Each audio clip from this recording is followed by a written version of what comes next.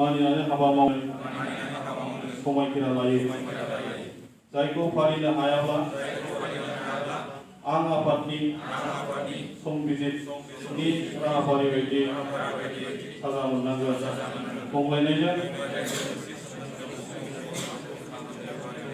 आङो क'क्राझार जिल्ला दुलाराय बर' फरायसा आफादाव बोसोरब्रै जाफैबायमोन हाबा मावनाया। दा बे समाव आङो बेखौनो बुंनो सानदों जे आङो क'क्राझार जिल्ला दुलाराय बर' फरायसा आफादनि आफादगिरि हिसाबै जागोन आं बेखौ सानाखैमोन।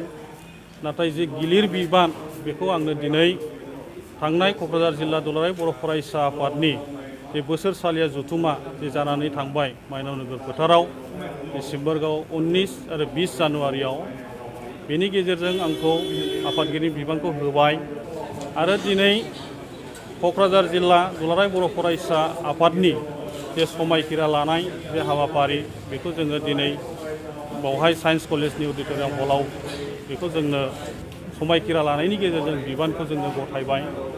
आङो बेखौनो सानदों आरो आंनाव मोनसे गिखांनायसो फैदों जे क'क्राझार जिल्ला दुलाराय बर' फरायसा आफादनि गिलिर बिबानखौ आङो 2 बोसोराव जे मावलांनांगौ आङो बेखौ लानानै गोसोआव मोनसेल' थि खालामनानै लादों जे क'क्राझार जिल्लानि बर'फोरजों लोगोसे गुबुन हारिनि जे बोसोनफोरखौ लानानै फैबाय थानाय समाव जे बर'फोरनि जे समस्याफोर जे सोलोंथाइनि समस्या समाजनि जे समस्याफोर दङ बै समाजफोरनि समस्या गासैखौबो गोग्गो खालामनो थाखाय आंनो जोंनि ओनसोलनि बर' रायजो राजाफोरनि सुबुरुन नांगोन।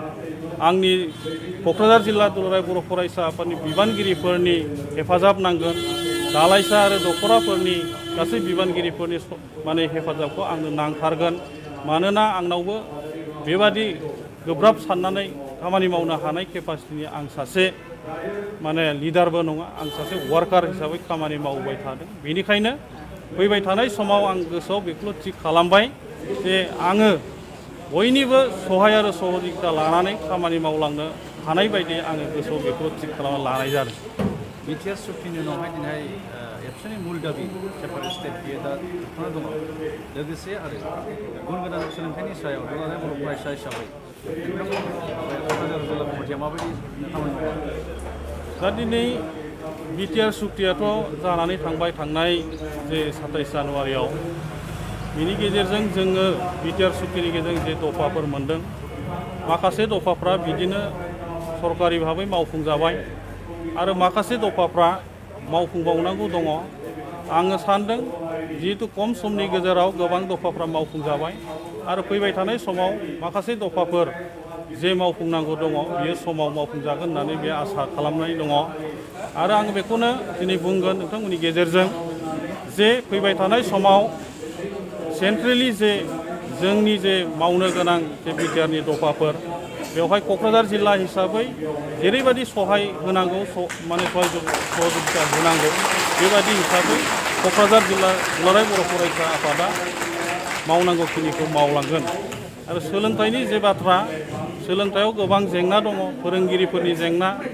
दिनै सेपारेट डिरेक्टरा जाबाय, दा बेबादि हिसाबै जोंनि बर' मिडियामनि जौगाखांनायनि थाखाय बे जानानै थांबाय आरो बेबायदियैनो जाहाथे फैबाय थानाय समाव जोंनि फरायसालिफ्राव फोरोंगिरिनि जाहाथे समस्या जाया, फरा बिजाबफोरनि थाखाय जाहाथे समस्या जाया बेखौ क'क्राझार जिल्ला दुलाराय बर' फरायसा आफाद हिसाबै बेखौ नोजोर होलांबाय थागोन।